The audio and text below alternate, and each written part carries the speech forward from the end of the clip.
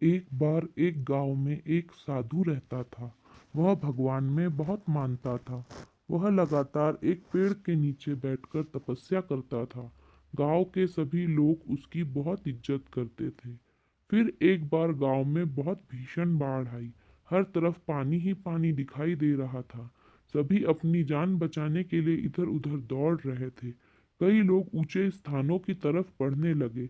इसी बीच लोगों ने देखा कि साधु बाबा पेड़ के नीचे ही बैठे हैं। सभी ने उन्हें सलाह दी कि वो अपनी जगह छोड़ दे और भाग चले। लेकिन साधु महाराज ने कहा कि तुम लोग अपनी जान बचाओ, मुझे तो मेरा भगवान बचाएगा। धीरे धीरे पानी बढ़ता गया। साधु अपनी जगह पर ही रहा। पानी साधु के कमर तक पहुंच गया। फिर इतने में ही उसके पास से एक नाव गुजरी। उस नाव में एक मल्लाह था। उसने कहा कि हे साधु महाराज, आप इस नाव पर आ जाए। मैं किसी सुरक्षित स्थान पर आपको पहुंचा दूंगा। लेकिन साधु ने फिर वही उत्तर दिया कि मुझे मेरा भगवान बचाएगा। मुझे तुम्हारी आवश्यकता की जरूरत नहीं है। नाव वाला भी वहां से चला गया। कुछ देर बाद और भी ज्यादा पानी बढ़ गया। साधु को लगा कि उसे पेड़ पर चढ़ना होगा। साधु ने सोचा कि उसे वहां बैठकर ईश्वर को याद करना होगा। इतने में ही उसे गड़गड़ाहट की आवाज सुनाई दी।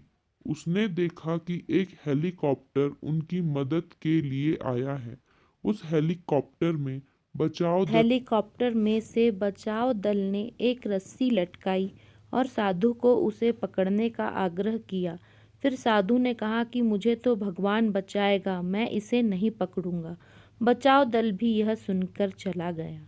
कुछ ही देर में बाढ़ की धारा में साधु बह गया और उसकी मृत्यु हो गई।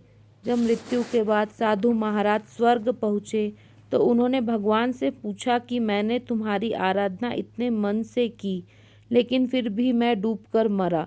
तुम मुझे बचाने नहीं आए, आपने ऐसा क्यों किया? भगवान ने साधु महाराज से कहा कि मैं तुम्हें 3 बार मदद करने आया, एक बार ग्रामीणों के रूप में, एक बार नाव वाले के रूप में और तीसरी बार बचाव दल वाले के रूप में, लेकिन तुम मुझे नहीं पहचान पाए। मित्रों, इस जीवन में ईश्वर हमें कई अवसर देता है।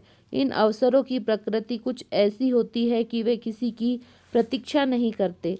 वे एक दौड़ते हुए घोड़े के समान होते हैं जो हमारे सामने से तेजी से गुजरते हैं। यदि हम उन्हें पहचान कर उनका लाभ उठा लेते हैं तो वे हमें हमारी मंजिल तक पहुंचा देते हैं, अन्यथा हमें बाद में पछताना ही